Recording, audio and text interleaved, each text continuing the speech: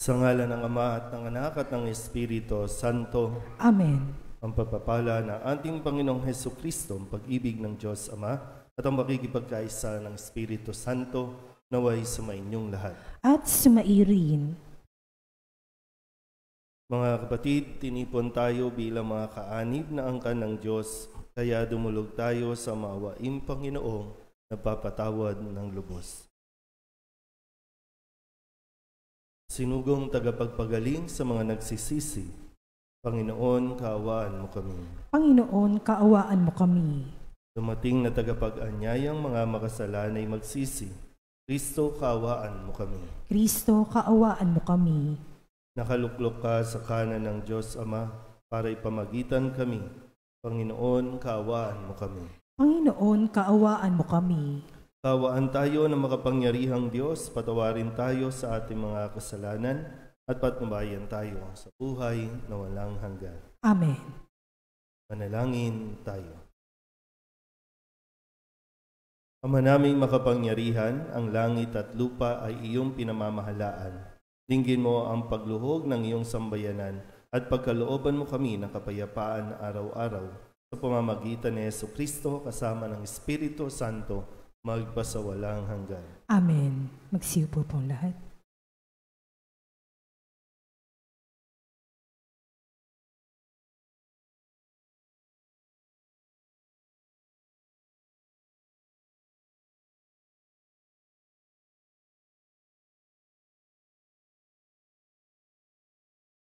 Pagbasa mula sa sulat sa mga Hebreo. Mga kapatid, ang paglilingkod na ipinagkaloob kay Jesus ay higit na dakila kaysa ipinagkaloob sa kanila. Yamang siya'y tagapamagitan ng isang tipang higit na mabuti sapagkat nasasalig ito sa lalong mahahalagang bagay na ipinangako. Kung walang kakulangan ang unang tipan, hindi na sana nangailangan ng pangalawa. Ngunit nakita ng Diyos ang pagkukulang ng kanyang bayan, kaya't sinabi niya, darating ang mga araw na ako'y makikipagtipan ng panibago sa bayang Israel at sa angkan ng Huda. Hindi tulad ng pakikipagtipan ko sa kanilang mga ninuno nang akayin ko sila mula sa Ehipto. Hindi sila naging tapat sa pakikipagtipan sa akin, kaya't sila'y pinabayaan ko. Ito ang aking magiging tipan sa bayang Israel. Pagdating ng mga araw na iyon, itatanim ko sa kanilang isip ang aking mga utos at iuukit ko ang mga ito sa kanilang puso. Ako ang magiging Diyos nila at sila namay magiging bayan ko. Hindi na kakailanganing ituro ni numan sa kaniyang kababayan o sabihin sa kaniyang kapatid, kilalanin mo ang Panginoon, sapagkat ako'y kikilalanin nilang lahat mula sa pinakaaba hanggang sa pinakadakila, sapagkat ipapatawad ko sa kanila ang kanilang mga kasalanan at lilimutin ko na ang kanilang mga kasamaan. Nang sabihin ng Diyos ang tungkol sa bagong tipan, pinawalan na niya ng bisa ang una, at anumang nawawalan ng bisa at naluluma ay malapit nang mawala. Ang salita ng Diyos. Salamat sa Diyos. Saan mong tugunan ang ating pong itutugon? Pag-ibig at pagtatapat ay magkakadaop palad. Ulitin po natin. Pag-ibig at pagtatapat ay magkakadaop palad. Panginoong Diyos, ipakita mo na ang pag-ibig mong wagas, kami ay lingapin at sa kahirapan ay iyong iligtas. Ang nagpaparangal sa pangalan niya'y kanyang ililigtas, sa ating lupain ay mananatili ang kanyang paglingap. Pag-ibig at pagtatapat ay magkakadaop palad. Ang pagtatapatan at pag-iibigay magdadaop palad. Ang kapayapaan at ang katuwiray magsasamang ganap. Sa balat ng lupay, pawang maghahari, yaong pagtatapat at ang katarungan na may maghahari mula sa itaas. Pag-ibig at pagtatapat ay magkakadaop palad. Gagawing maunlad ng Panginoong Diyos itong ating buhay. Ang mga halaman sa ating lupain, bubungang mainam. Sa harapan niya, yaong maghahari, pawang katarungan. Magiging payapat, susunod ang madla sa kanyang daan. Pag-ibig at pagtatapat ay magkakadaop palad. Magsitayo po ang lahat.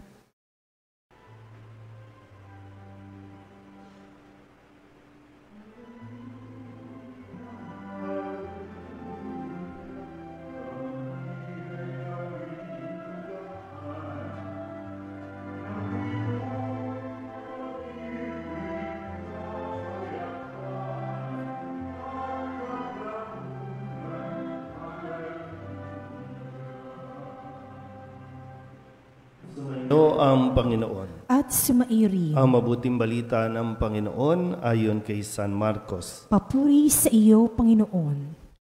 Noong panahong iyon, umahon si Jesus sa kaburulan, kasama ang kanyang mga pinili. Umirang siya ng 12 na tinawag niyang mga apostol, upang maging kasama niya, suguing mangaral at bigyan ng kapangyarihang magpalayas ng mga demonyo.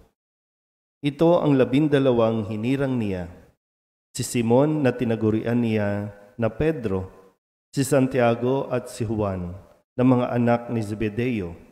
Sila'y tinagurian niyang Boanerges, na ibig sabihin mapupusok, sina Andres, Felipe, Bartolome, Mateo, Santiago na anak ni Alfeo at Tadeo, si Simon na makabayan at si Judas Iscariote, na siyang nagkanulo sa kanya. Ang mabuting balita ng Panginoon. Pinupuri ka namin, Panginoong Hesukristo. Isang mapagpalang umaga po sa inyong lahat. Nitong mga nakalipas na araw, atin pong naririnig sa pamamagitan ng Ebanghelyo ni San Marcos ang puspusang paglilingkod na ginagawa ni Jesus para sa tao. Yung pagpapagaling at pagpapalaya ng mga tao sa kanilang mga karamdaman, lalo tigit sa masamang espiritu. Naririnig din natin sa kwento na hindi maubos-ubos at kahit na maya't maya may pumupunta para pagalingin, yung iba nag-uunahan para makahawak lang dun sa o mahawakan lang ni Jesus, papagaling na. Kayang-kaya naman ni Jesus kung tutuusin. Pero sa araw na ito, sa umagang ito, narinig natin na pumili si Jesus ng 12 na tinawag niyang apostol. At itong 12 ito ang aatasan na magpatuloy ng kanyang gawain. So ngayon ay nagsisimula ang kanyang pagpili at itong mga piniling ito ay kanyang uhubugin, tuturuan hanggang sa maging sapat ang kanilang kaalaman, ang kanilang karunungan kung sakaling siya po ay aalis na sa mundong ito. Ang nais ko po kayong anyayahan para mapagnilayan itong bagay na ito. No? Sabi ko kanina, kayang-kaya naman na ni Jesus. Kahit siya lang, kayang-kaya niya. Pero mas ninais ni Jesus na ibahagi ang gawaing ito ng paglilingkod. Ibahagi. Pwedeng tingnan natin, no? Kaya mo naman gawin mag-isa. Kaya ko naman. Pero hindi yun ang mas nais na baka hindi yun ang mas gusto ng Diyos. Kundi yung kumilos tayo na ang nasa isip natin may kasama tayo. Hindi tayo mag-isa lang. At huwag nating pilitin gawin mag-isa ang ating mga gawain o kung ano man ang nakaatang sa atin.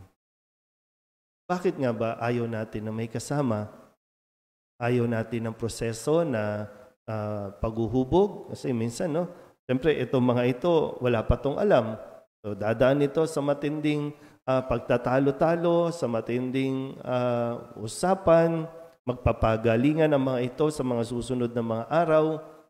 Pero yun yung proseso para mas mag-mature, para mas maging malinaw yung kung paano yung mag-handle ng isang responsibilidad.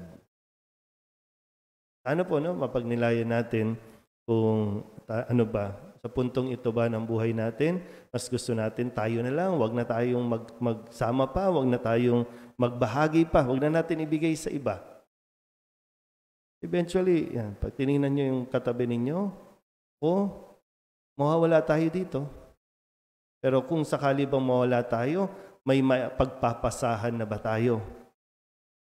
Hindi natin alam. No? Baka biglang mawala tayo dito. Sinong gagawa ng ginagawa natin na wala tayong train, wala tayong tinuruan, wala tayong pinagpasahan.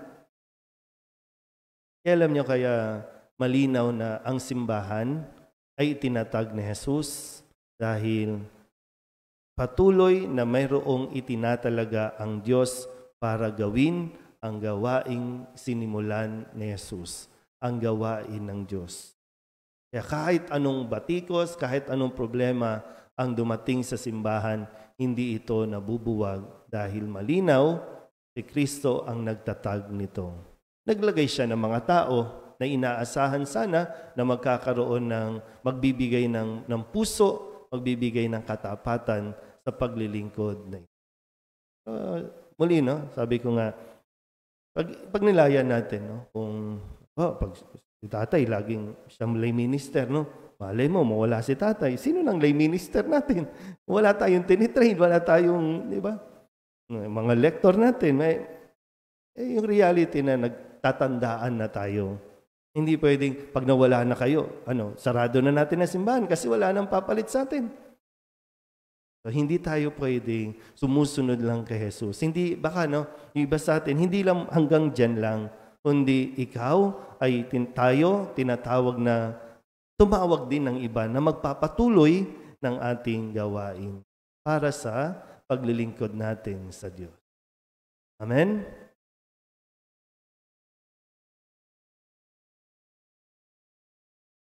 Bilang banal na bayan na tinawag ng Diyos sa iba't ibang pamamaraan upang ipalaganap ang mabuting balita ng kanyang paghahari, iluhog natin ang ating mga pangangailangan sa Ama na nag-aaruga sa atin. Ang ating pong itutugon, Panginoon, dinggin mo ang aming panalangin. Panginoon, dinggin mo ang aming panalangin.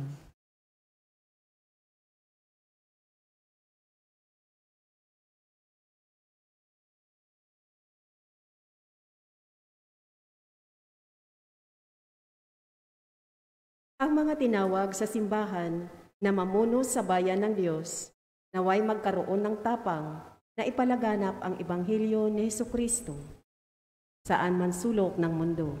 Manalangin tayo sa Panginoon. Panginoon, dinggin mo ang aming panalangin. Ang mga naghahanap sa Diyos, naway matagpuan nila ang kaliwanagan at buong kaluubang tumugon sa paanyaya ng Diyos na makasama niya. Manalangin tayo sa Panginoon. Panginoon, dinggin mo ang aming panalangin. Ang mga kabataan, naway marinig at makilala nila ang tinig ni Kristo na tumatawag sa kanila sa buhay na paglilingkod. Manalangin tayo sa Panginoon. Panginoon, dinggin mo ang aming panalangin. Ang mga may sakit, naway tumanggap ng kasiyahan at lakas mula sa mga nag-aaruga sa kanila. Manalangin tayo sa Panginoon. Panginoon, dinggin mo ang aming panalangin. Ang ating mga mahal na yumao, naway makapahinga sa kapayapaan ni Kristo sa kanyang kaharian. Manalangin tayo sa Panginoon. Panginoon, dinggin mo ang aming panalangin. Idulog din natin sa Panginoon ang ating mga personal na kahilingan at mga panalangin para sa ating mga pamilya, kasama ang mga kahilingan ng mga nanonood sa online. Lahat ng mga misang pasasalamat, special na intensyon at mga kaluluwa na inihiling na ipagdasal sa misang ito.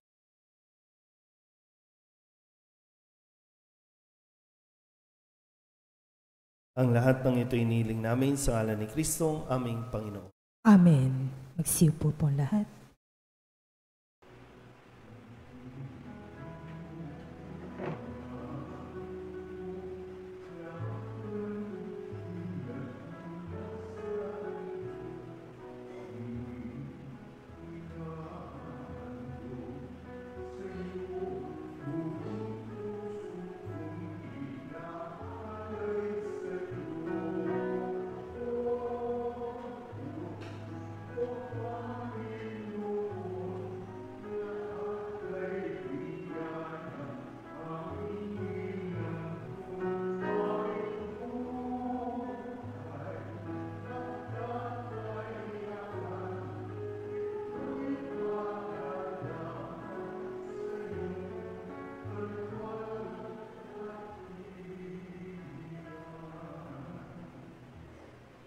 Manalangin kayo mga kapatid upang paghahain natin ang kalugdan ng Diyos sa mga makapangyarihan. Tanggapin nawa ng Panginoon itong paghahain sa iyong mga kamay, sa kapurihan niya at karangalan, sa ating kapakinabangan at sa buong sambayanan niyang banal.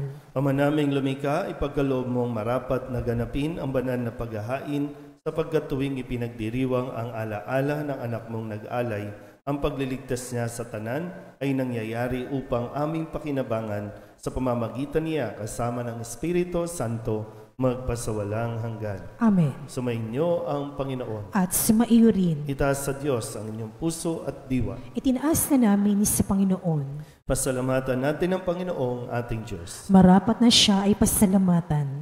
Ama naming makapangyarihan, tunay ngang marapat na ikaw ay aming pasalamatan sa pamamagitan ni Jesucristo na aming Panginoon.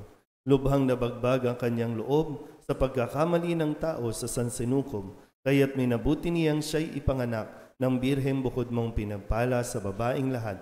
Sa labi ng imbing kamatayan, kami ay inagaw ng namatay mong anak. Sa pagkabuhay niya, kami kanyang binuhay, upang kaugnayan namin sa iyo'y huwag magwakas. Kaya kaysa ng mga anghel nagsisiawit ng papuri sa iyo nang walang humpay sa kalangitan, kami nagbubunyi sa iyong kadakilaan.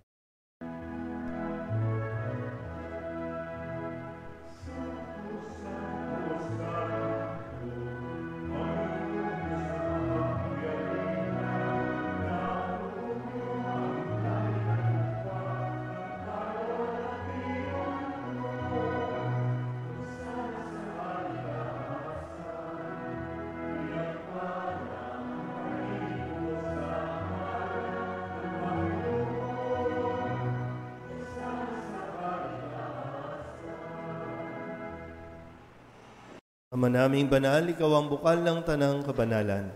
Kaya't sa pamamagitan ng iyong Espiritu, gawin mong banal ang kaloob na ito upang para sa aming maging katawan at dugo ng aming Panginoong Jesucristo.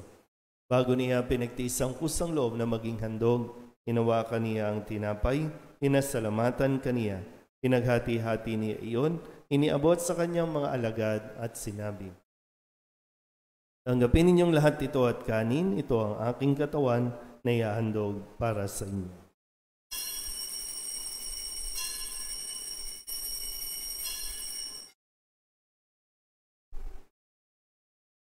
Kaya hindi naman nang matapos ang hapunan, hinawakan niya ang kalis, muli kaniyang pinasalamatan. Iniabot niya ang kalis sa kanyang mga alagad at sinabi, tanggapin ninyong lahat ito at inumin. Ito ang kalis ng aking dugo, ng bago at walang hanggang tipan. Ang aking dugo na ibubuhos para sa inyo at para sa lahat, sa kapagpapatawad ng mga kasalanan. Gawin ninyo ito sa pag-alaala sa akin.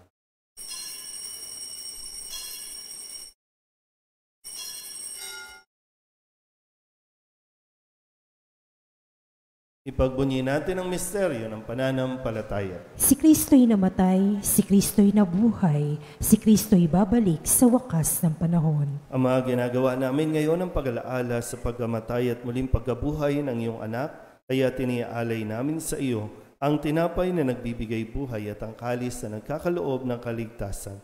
Kami nagpapasalamat dahil kami iyong minarapat na tumayo sa harap mo para maglingkod sa iyo. Isinasama namin kami magsasalo-salo sa katawan at dugo ni Kristo ay mabuklod sa pagkakaisa sa pamamagitan ng Espiritu Santo. Ama, lingapin mo ang iyong simbahang laganap sa buong daigdig. Puspusin mo kami sa pag-ibig kay San Francisco na aming Papa at ni Jose na aming Obispo at ng Tanang Kaparian. Alalahanin mo rin ang mga kapatid naming nahimlay na may pag-asang sila'y muling mabubuhay, gayon din ang lahat ng mga pumanaw. Hawaan mo sila at patuloyin sa iyong kaliwanagan. Hawaan mo at pagintapating kaming lahat na makasalo sa iyong buhay na walang wakas. Ay sana mahal na Birhen Maria na Ina ng Diyos, ng kabiyak ng puso niyang sa San Jose. Ay sana mga apostol at ng lahat ng mga banal na namuhay dito sa daigdig na kalugod-lugod sa iyo. May pagdiwang nawa namin ang pagpupuri sa ikararangal mo sa pamamagitan ng iyong anak na aming Panginoong Jesucristo. Sa pamamagitan ni Kristo, kasama niya at sa Kanya, ang lahat ng parangal at papuri ay sa iyo, Diyos samang makapangyarihan, kasama ng Espiritu Santo, magpasawalang hanggan.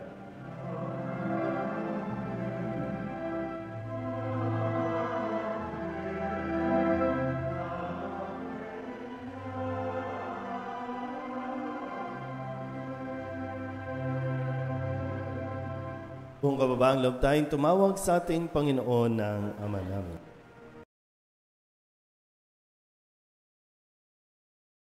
Ama namin, Sumasalangit ka, sambahin ang ngalan mo, mapasa amin ang kaharian mo, sundin ang loob mo dito sa lupa para nan sa langit.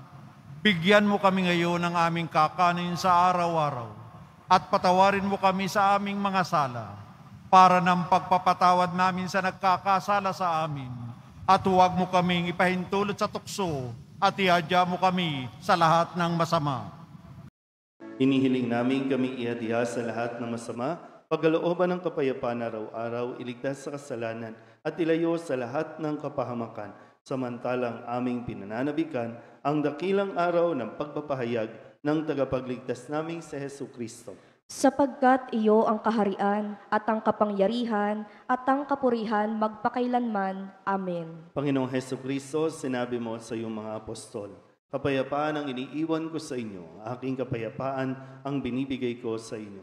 Tunghayan mo ang aming pananampalataya at huwag ang aming mga pagkakasala. Pagkalooban mo kami ng kapayapaan at pagkakaisa ayon sa iyong kalooban, kasama ng Espiritu Santo, magpasawalang hanggan. Amen. Ang kapayapaan ng Panginoon ay laging sumainyo. At sumaiyo rin. Mabigayan po tayo ng kapayapaan sa isa't isa.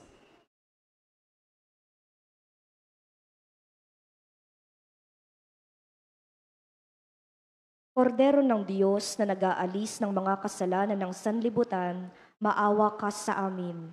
Kordero ng Diyos na nag-aalis ng mga kasalanan ng sanlibutan, maawa ka sa amin.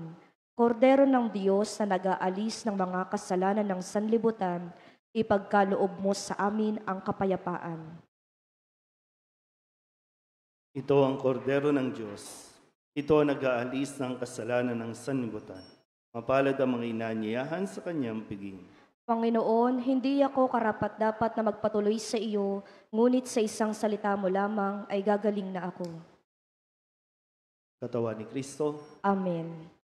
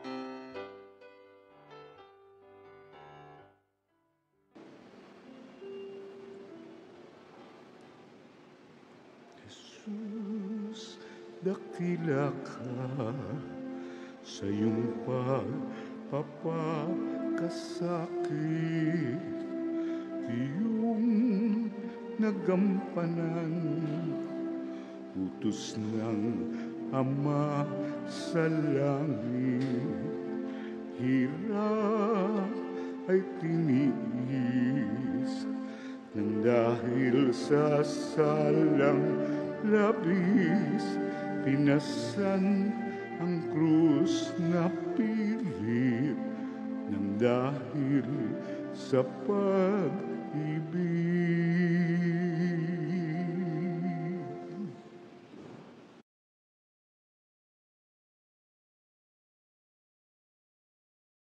Magsitayo ang lahat.